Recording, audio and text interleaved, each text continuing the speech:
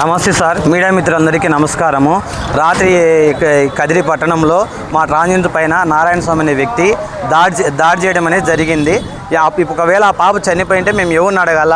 తల్లిదండ్రులకు మేము ఎంతో దూరమై బతుకుతున్నాం, సమాజానికి దూరమై బతుకుతున్నాం. ఏదో మా బతుకుల కోసం మేము భిక్షాటన చేసుకొని బతుకుతున్నాము. ఇట్లా ఒక ట్రాన్స్జెండర్ చూసుకొని 10 మంది పోగు చేసి ఎంతవరకు కొట్టడమో ఎంతవరకు న్యాయం అది మాకైతే అర్థం కావట్లేదు. మాకేం తల్లిదండ్రులు లేరు, మాకు వెనక సపోర్ట్ ఎవరు లేరు మమ్మల్ని చూసుకునేదానికి. మమ్మల్ని కులాల పేర్లతో చెప్పి మేము పలానా కులము మీది ఏమవుతుంది, మిమ్మల్ని కొడితే ఎవరు అని చెప్పి మాట్లాడుతున్నారు మమ్మల్ని. ఇది ఎంతవరకు న్యాయం సార్? ఒకవేళ చనిపోయింటే మా ట్రాన్స్జెండర్ మేము ఎవరిని అడగాలి? మా ట్రాన్స్జెండర్ చనిపోయింటే మేము ఎవరిని అడగాలి? అంటే వాళ్ళలో ఉన్నటువంటి ఆలోచన ఏంది అంటే మమ్మల్ని సారి కొజ్జా అని చెప్పి మమ్మల్ని హేళంగా మాట్లాడము. ఆ విధంగా ఎందుకు మాట్లాడితే మమ్మల్ని కొట్టడానికి, మిమ్మల్ని చంపితే మీకు ఎవరు వస్తారని చెప్తున్నారు. ఆ విధంగా తలకాయ పగలగొట్టి ఆ విధంగా రక్తగాయాలు చేస్తే మేము ఎవరికి చెప్పుకోవాలి సార్? మా పరిస్థితి అర్థం చేసుకోండి.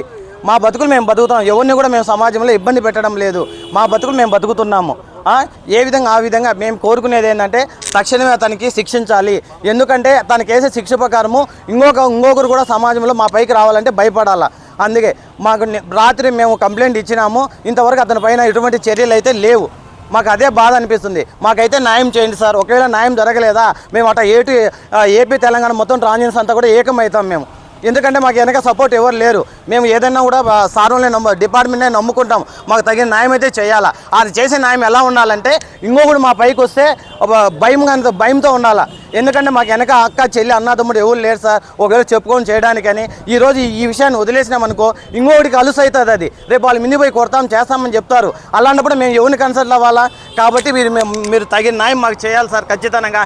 ఇతనికి వేసే శిక్ష ఇంకొకటి భయపడాలి మా జోలికి రావాలంటే. మేమైతే ఎవరిని ఇబ్బంది పెట్టలేదు, మా బతుకులు మేము బతుకుతున్నాం. పోయే దారిలో మనిషిని ఆపేసి వాళ్ళు నారాయణ స్వామి వాళ్ళ అనుచరులు వాళ్ళంతా 10 మంది పోగు చేసి ఒక మనిషిని కొట్టడం ఏంది సార్? ఒకవేళ మేము వాళ్ళు కొట్టుంటే వాళ్ళకి గాయాలు ఉంటాయి కదా, మాకు కాదు. ఇప్పుడు మాకు గాయాలు ఉన్నాయి. ఒకవేళ చనిపోయింటే మేము ఎవరిని అడగాలి? సార్? కాదు, మాది అదే బాధ.